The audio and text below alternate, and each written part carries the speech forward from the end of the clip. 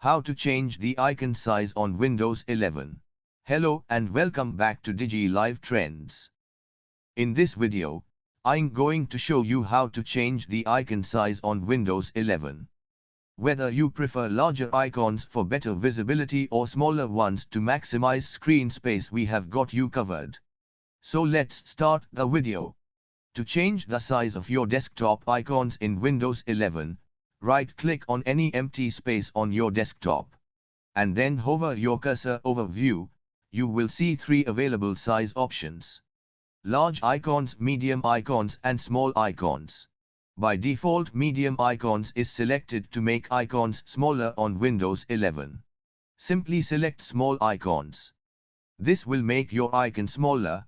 To increase icon size in Windows 11, select large icons from the menu, and it will make your icons bigger in size. So you have successfully changed the icon size on Windows 11.